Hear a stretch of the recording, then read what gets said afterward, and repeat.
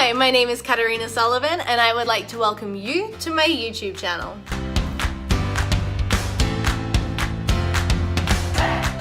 Today we're talking about fake news, and I know that people are going to be like, oh my gosh, Donald Trump is less orange and has a better hairdo. Actually, probably not that much of a better hairdo. I am not doing a fake news thing because of Donald Trump. I'm doing a fake news thing because fake news is actually real. And I see it all the time on social media. I see politicians sharing things that I'm like, it's not true. Why are you doing this? And I'm going to tell you how to accurately fact check information.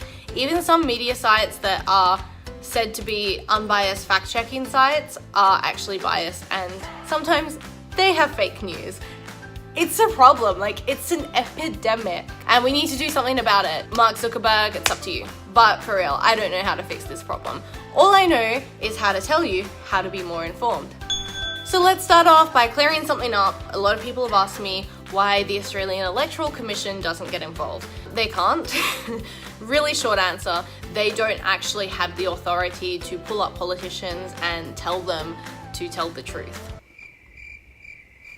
I don't know how to expand on that. It's just, that's it. The AEC can't be responsible, and they're not legally obligated to be responsible, and they're not actually allowed to be responsible. It's up to us, the super informed voters, to distinguish between fake news and real news. This has been such a problem this election that the AEC has actually done a campaign around how to fact check your information, and I just want to expand a little bit on that. If you have seen the campaign, this is a great sort of supporting video to understand exactly how to fact check. If you've watched the first 3 in the series of my How the Australian Political System Works videos, you will understand that there is a difference between politicians and public servants. So public servants write the policy, they work out how to implement it, they actually implement it. Politicians just work out whether or not they want that policy in, if that makes sense. So the most accurate place to go for information are public service websites. If you want to find out how much money has been given to a certain project, go to the public service website, because they will say this much money in 2016, 2017, or 2017, 2018 went to this project. It is unbiased information.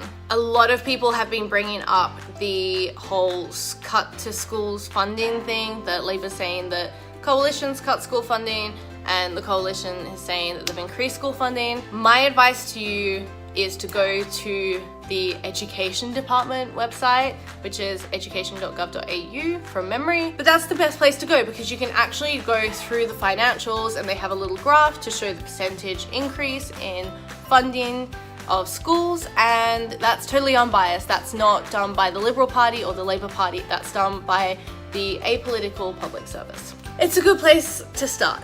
Of course, there are so many other bits of information of fake news. I've seen stuff about like we spend almost 50% of our budget on foreign aid. We don't. You can go to the Department of Foreign Affairs and Trade website and find out how much money we spend, and then you can go to the Treasury website and find out how much money is in our entire budget. The Treasury website is a really great place to sort of start, because they do have the breakdown of the budget. So I recommend, if it's a particular issue you want to look up over the last X amount of years, go straight to that department's website, whether it's schools or hospitals or Medicare or whatever. Go to their website and have a look at the graph, see the increase and decrease in spending. That should clear that problem up real quick. I've seen so much fake news, especially around the school's budget, and it drives me insane. One thing that I will bring up about the school's budget little dilemma that we're having with fake news is that there's wording that is so subtle. How do I explain this? I've seen wording on it where I'm like, oh, okay, they're saying the two opposite things, and then when I go to research, I'm like, oh, they're actually intentionally choosing this word because it can buy them out of trouble if someone fact checks their information, says actually no, because then they can be like, but this word could also mean. I love politics, I love politicians, I love political candidates that get up there and throw their hat in the ring. I don't dislike people who are politicians for people that they are, because I don't believe we should ever judge anyone until we meet them, and even when we do meet them, we shouldn't judge them, because what is the point of that? Is it just to make ourselves feel better about them being a lesser person? Like, it doesn't actually matter in the grand scheme of things. Don't judge people. People are awesome. Just love everyone. If you don't like someone, just stay away from them. Don't hate them. Really simple. Anyway, there's my quick philosophy on life. But one thing that I really don't like is when people dislike or hate a politician when they don't know them. They don't know them as people. They've never been to dinner with their family. They've never had roast lamb on a Sunday for tea. Don't hate people. I do realize that this video can be feeding into some of that negativity around politicians and candidates, and they're all liars, blah, blah, blah. But it's really important to make sure that you understand fact checking. So I know this video is going to have a little bit of negativity towards the people that I admire so much, because they do put their hand up to do a really, really difficult job, but fact checking is important and this topic needs to be covered. So another thing you can do to fact check information is to go to the website of a political party and actually read their policies. Don't rely on what the opposition is telling you. The opposition might be good for analysing a particular policy. So for example, we talked about in my fruit and vegetables with my political parties we had Citrus Party and the Leafy Greens Party.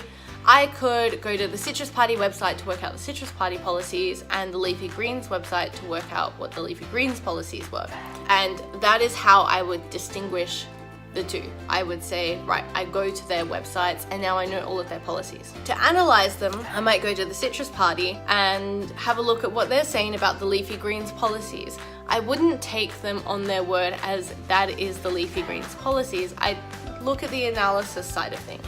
Similarly, I'd go to the Leafy Greens Party website and look at their analysis of the Citrus Party website, taking into consideration the information I've already learned from their respective websites about their own policies. Another thing that's really important to do is to read more than one news source. I go to the ABC website to get left-wing analysis of politics, and I go to the Australian to get more right-wing analysis of politics. Now, the Australian does also have some left-leaning journalists, but for the most part, their journalists sort of lean a little bit more to the right. The ABC, of course, has more left-leaning journalists, and this is where things get a little bit dicey because people talk about funding cuts to the ABC because they are a little bit more left-wing. They're not as independent as they probably should be, but the reason that they are a little bit more left-wing is because they don't want to get the funding cuts that the coalition is proposing, so they will side more with Labour. And people will say, oh, they're so unbiased, but coming from someone that works in and around politics so much, there is a lot of bias in all news stories. Even probably in my videos, there's a little bit of bias coming up every now and then, and it's so hard to control. It's just in human nature that if we're really passionate about something, we're going to end up kind of siding with it. And it's something that we have to be really, really aware of. News sources are really important. Don't rely on political commentators. Wow, I'm just gonna dig myself a hole here. Don't rely on social media political commentators like me. Don't rely on those keyboard warriors that are like all capital letters, this thing sucks, blah, blah, blah.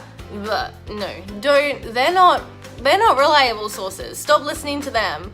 Don't come at me and be like, oh my gosh, there's so much fake news, and then tell me that you're reading the comment section of some like keyboard warrior. No, go away. Stop. Reliable sources, people. The best place to go for news. I'm not getting endorsed by either of these, like I'm just gonna throw that out there because this isn't a corruption thing, is I would go to the Australian or ABC. They have so much political coverage. If you don't want to read a newspaper or a news site, they have social media.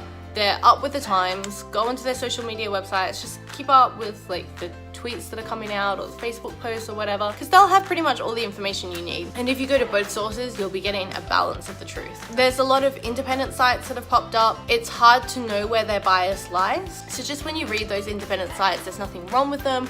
Keep in the back of your mind that they might have a bias of some kind and sort of try and guess what that bias might be, so you know to go and compare it to a bias from the opposite side of the spectrum and get kind of an understanding. Something that I do have to bring up that's really important, and I can't believe I'm even talking about this, but there are satirical news sites around.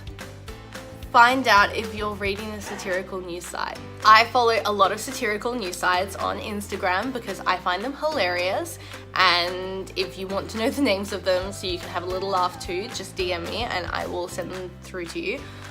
One of them, or two of them in particular, are the Shovel and Chaser War, if you remember Chaser's War and everything, and runs an Instagram page which has fake news that's meant to be satirical and funny. And I have seen in the comments section of some of these things people talking about it as if it's real news. Find out if it's a satirical news site before you believe anything. I've actually read articles, and I have to admit, on like SBS, and not realized it was the satire section, and read this article and been like, what in the world? Like, how is this happening? And then scrolled back up to the top and seen in the header that it was the satirical side of it. So I'm guilty of doing it. Don't feel embarrassed if you've made that same mistake, because it happens, but just make sure you find out if it's satirical or not before you start quoting it as gospel. Of course, something that I've been advocating for time and time again this election is to reach out to your candidates. If you have found a piece of information, whether it's on their site or on their opposition candidate's site, that you just don't know whether or not is true, ask for further clarification. And ask them the questions where you're like, I don't think this is right. Spidey sense is tingling. Let's check this. Ask them those questions. Ask them what's making your Spidey sense go off. There's nothing wrong with questioning things, especially when you question your candidates. My candidates in both ACT territory and the Canberra electorate probably hate me because I have asked so many questions and I'm asking them things that they probably don't want to answer or don't have answers for. But if they want my vote, they have to answer them. And I've been really impressed with how a lot of the candidates have answered them. Some of them I've been like, I'm not putting a preference near you in the Senate, or you're going number 8 on my ballot paper in the lower house. Actually, we don't have 8 candidates in Canberra this year. We've got like 5, 6. Regardless, feel free to ask questions of your candidates. There's nothing wrong with saying, I don't know, tell me. And make sure you ask both sides of the political spectrum. I just had a coughing fit and I'm crying, can you tell? Or I might be crying because I love politics so much and I hate doing a negative video about politicians. I don't know what I'm crying about. I think I'm crying because I had a coughing fit and it like brought tears to my eyes, not like I'm crying because I had a... Anyway, if you're going to approach your Liberal or National candidate about an issue, make sure you also go to your Labor candidate about the same thing so you get that balanced view.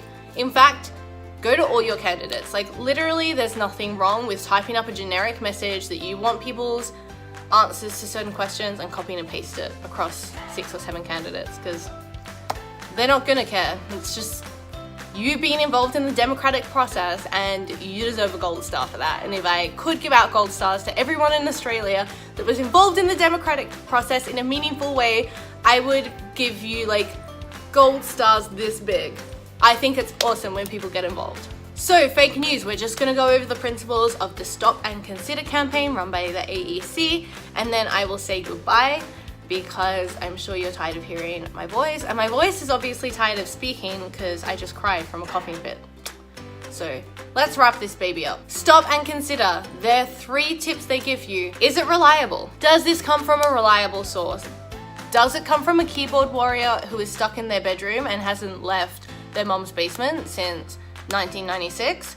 Or does it come from a reliable resource, like a really respected news site? Is the information current? This is a good one I actually forgot to cover. I've seen a few posts that have been shared from the election campaign 2016 saying this is what such and such is planning to do this year, and it's not, because it's from the 2016 election campaign. Information needs to be current.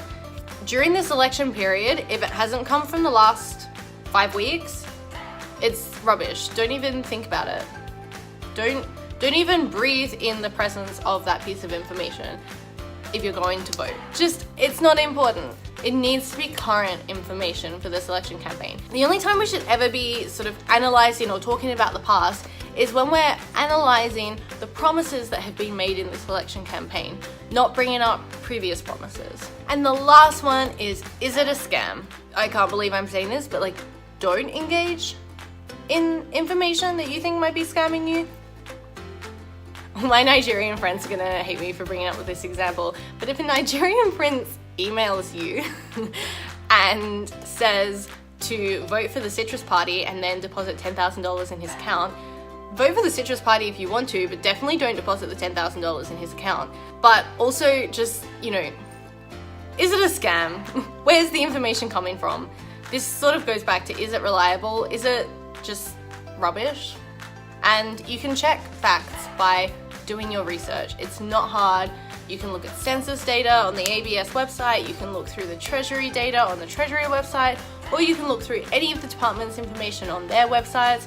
You can even contact the department and ask. Like, there's nothing wrong with calling Department of Education or Department of Health and saying, hey, how much money was spent on hospitals last year, or how much money was spent in public schools last year? They will tell you that information. It's publicly accessible information. If you can't be bothered going through their website, they'll help you out with that. Check your facts, don't give money to strangers, don't run with scissors, and make sure that you turn up on May 18th. And if you don't turn up on May 18th, make sure that you have either sent in a postal vote or gone to an early voting centre before May 18th to make sure your voice is counted. Speaking about voices, mine is sore. I'm going to give it a rest, and I'm going to see you next video where we start going into policies of individual parties, what they mean, and how to analyze them. But I have to try to stay apolitical through all of this. It's going to be an interesting one, so tune in just to see me struggle to be apolitical while talking about the policies of different parties. If you want to just laugh at me for a few videos, I don't mind, because you might learn something about policies, and I will happily get teased if it means educating people about politics. So namaste, and see you then.